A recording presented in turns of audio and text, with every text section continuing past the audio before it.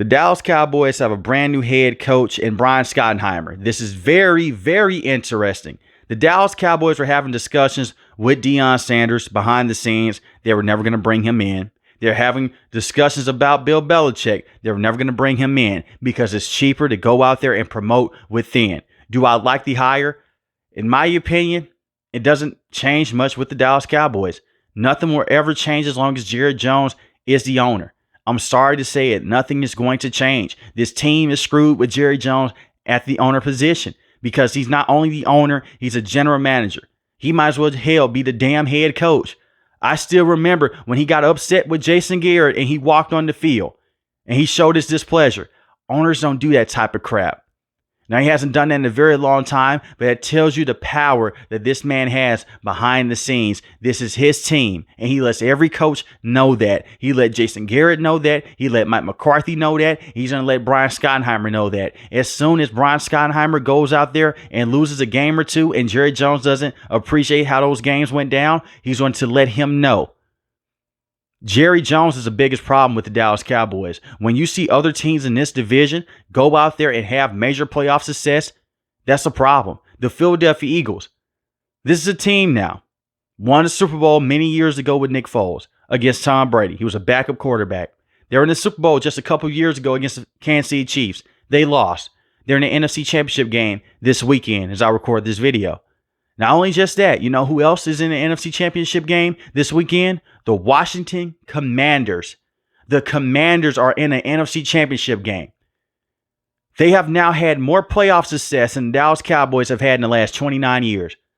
29 years since the last time the Dallas Cowboys won big in the playoffs. That's a damn shame. And you've had solid coaches. Mike McCarthy went 12-5, 3 straight years. Got you to the NFL playoffs. Was the system perfect? No. And I also have more to say about Mike McCarthy in the next couple of minutes. You had Jason Garrett. You hired him at that time. That was a very controversial decision. Just like how this decision is very controversial. But Jason Garrett has some good years. Now, a lot of Dallas Cowboy fans, they hate Jason Garrett because he was just standing over there with his hands in his pocket and he was just clapping around a lot. He was more so of a cheerleader than he was as a head coach in some Cowboy fans' eyes. In my opinion, he was just a puppet for Jerry Jones. And Brian Schottenheimer more than likely will just be a puppet for Jerry Jones. They're not going to win big as long as he is the owner. And that's very upsetting. You have talent here. And I'm about to get into the Mike McCarthy conversation. CeeDee Lamb is a top wide receiver to have. Dak Prescott, 36 passing touchdowns to 9 interceptions. The offense in the regular season, they were very good. In the postseason, not as much. They fizzled out in the postseason because of that outdated system with Mike McCarthy. But he wasn't a terrible head coach. He should have just gave up play calling duties. They should have kept Kellen Moore around. But this is what essentially got Mike McCarthy, I'm not going to say fired because the contract ran out. Because to be technical, you can just say that both guys did not come down to a brand new agreement. This is why Mike McCarthy will not return to the Dallas Cowboys. A part of it, he came out and he asked Jerry Jones, if we remove Kellen Moore, the offense would be better around the run game than it is around the pass game. For the ones that don't know, Kellen Moore loved to pass the football with Dak Prescott. He loved to go out there and prioritize the pass. Now, Kellen Moore has grown. He has developed. Kellen Moore was in conversations to be the next head coach with the Cowboys. But Jerry Jones was thinking otherwise. You know what? He was in our building before. Let's move on. And that's what they did. They moved on to Brian Schottenheimer. Mike McCarthy got Kellen Moore fired. And instead of prioritizing the run, they passed the football a lot more with Dak Prescott, with Mike McCarthy than they did with Kellen Moore. But they made the NFL playoffs. And they had Tony Pollard, they had Ezekiel Elliott. I bring up this situation with Jerry Jones. Instead of bringing in Derrick Henry, 2 years, $16 million. This is a Jerry Jones decision. Once you guys remember this, he's the owner, he's a general manager. This is why I love owners like this in every sports league. Because whenever they love to be hands-on like this and they love to just have complete say-so, they can't shift blame because they get all the blame because they control everything with their organization. So instead of going out there and bringing in Derrick Henry, 2 years, $16 million, he said that he wanted too much money. We're going to rock out with Rico Dowdle. We're going to let Tony Pollard walk in free agency to the Tennessee Titans. Rico Dowdle had over 1,000 rushing yards this year. I'm going to say this, 1,000 rushing yards And today's NFL is not the same how it was 7 to 8 years ago because we've added games since then. It's 18 games in the season. So if you have over 1,000 yards rushing, it doesn't take that much to go out there and put up those numbers. Rico Dowdle has talent, but he's not a true bell cow running back on a consistent basis. You're not going to get him the football 20, 25 times per game. He's not going to have the same impact as the game moves on. That was a problem with Tony Pollard. You do have the chance to go out there and possibly draft Ashton Jeanty in the first round. Please do so. And the Dallas Cowboys have drafted a running back in the first round before. They drafted Ezekiel Elliott in the first round. And they brought back Ezekiel Elliott after they let him go many years before because he was running in quicksand. Jerry Jones did that for a quick cash grab because he cares about money. He cares about the brand instead of about the product on the field. As long as the Dallas Cowboys are bringing in money, Jerry Jones is shaking his head and he's saying, you know what? I'm good off with that. I've won my Super Bowls. I'm good. As a businessman behind the scenes, he's elite. As a football owner, he's terrible. And he's out of touch as a football owner. Hopefully they bring in Ashton Jeanty. The Cowboys have talent here. I'm not just trying to come on here and just have 100% hate for Jerry Jones. He can draft. He could draft well. It's just not going out there and making the right moves in free agency. Going out there and just getting players, second tier, third tier players. Not true number one players in free agency. Look at what he did many decades ago when he brought in Deion Sanders. That was a game-changing move. When was the last time the Dallas Cowboys made a move like that? When they went all in and when he brought in Brandon Cooks and Stephon Gilmore? That's when he went all in, and he gaslit his fan base when he told them, we're going all in this year. Just to re-sign Dak Prescott and CeeDee Lamb?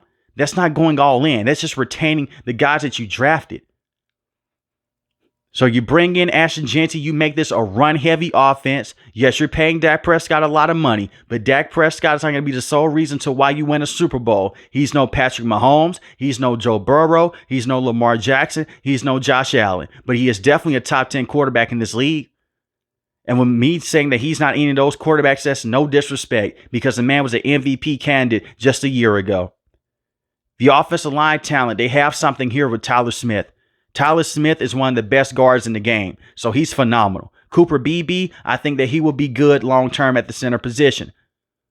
You have Zach Martin at the right guard position. Zach Martin ended the season with an ankle injury, and he wasn't the same Zach Martin throughout this entire season. He looked older.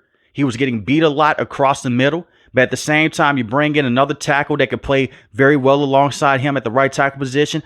They can maybe elevate his game up to the next level. And it's crazy to say that because Zach Martin has been Mr. Consistent with the Dallas Cowboys, but this is what happens when you get older, especially at the offensive line position in the trenches. I want to see Zach Martin at least go out there and have an NFC Championship appearance, but that may not happen with Jerry Jones being in charge. It would be even better if he could walk away with a Super Bowl ring. He's going to go down as one of the best Cowboys offensive linemen. And if he does decide to hang it up, what a career. But I can see him coming back. He has just been Mr. Consistent. This season right here was his worst season, and it was still better than most starting guards in this league.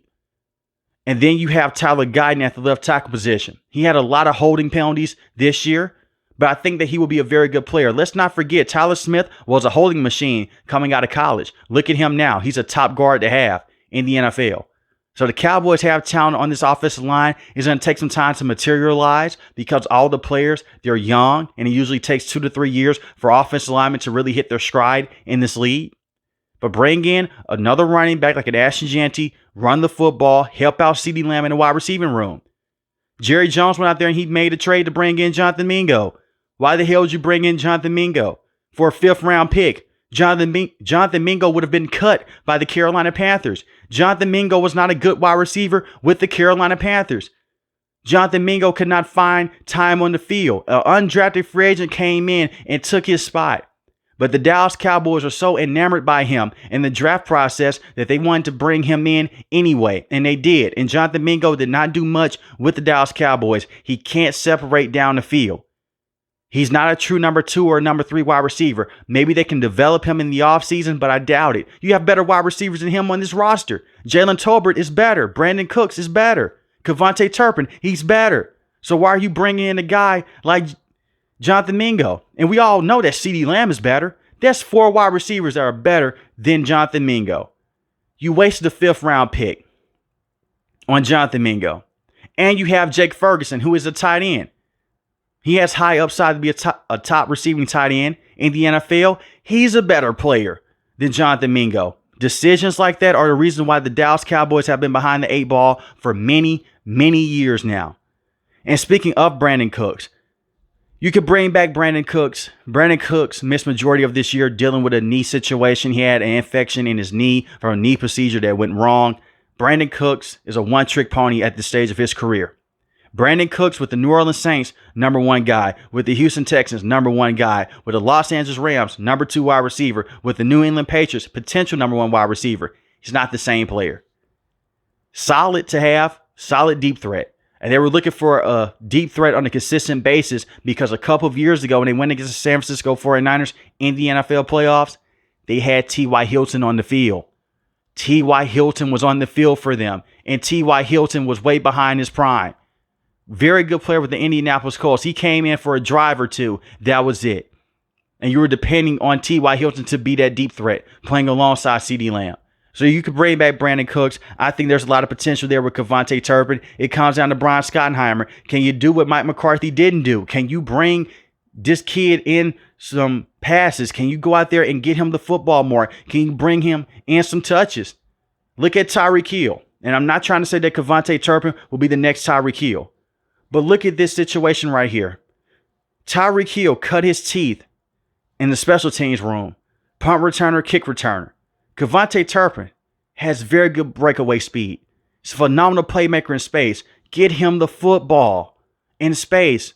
Get him the football in the screen game. Find a way to get him the football on digs, on crossing routes. Now, he has to be a better route runner. Yes, but develop him. He could be a top receiving threat with the Cowboys. Slant and go. Get that man the football.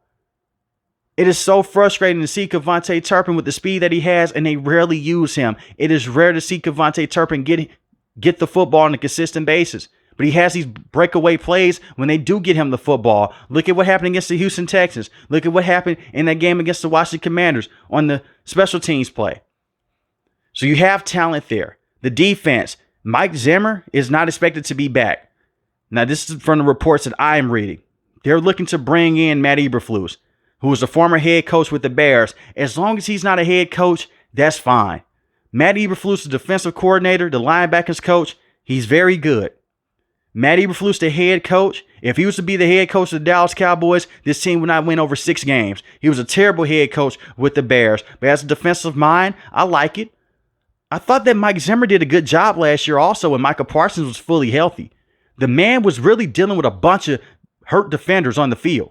DeMarvion Overshown's a very good football player. He got injured in the Cincinnati Bengals game, and he was having a very good season. He had a pick 6 against the New York Giants. He could pressure the quarterback. He's very good in coverage. He's just a disruptor at the linebacker position, and he may miss a portion of next season dealing with that knee injury.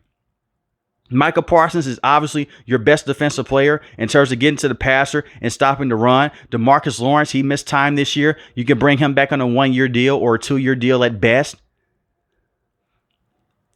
You have Maji Smith at the defensive tackle position. I look at Maji Smith. He hasn't been that first-round pick that they were hoping for. He hasn't been that franchise defensive tackle. Maybe long-term he can develop into that role, but right now he hasn't been that guy. He hasn't been able to stay on the field. He hasn't been in playing shape early on in his career. He shows moments to where he's a very good player, but they still need another defensive tackle to play alongside him and make a huge impact in terms of going out there and stopping the run. But Mike Zimmer had a lot of good games this year where he called up the defensive plays. Look at what happened against the Tampa Bay Buccaneers. The players did step up, but he had a lot of good concepts in that matchup. And those players, they played hard for Mike McCarthy. Will they do the same for Brian Schottenheimer? Will they go out there where they still play hard for him? Will they still play hard for Matt Eberflus? You have talent on the defensive side in terms of those defensive backs also. I look at Al Harris, very good defensive backs coach. I hope one day that he gets a job as a defensive coordinator and then he can be a head coach in this league. Al Harris has been a phenomenal defensive backs coach. He's been stuck as an assistant coach for many, many years now with the Cowboys. But look at the work that he's done with Jordan Lewis.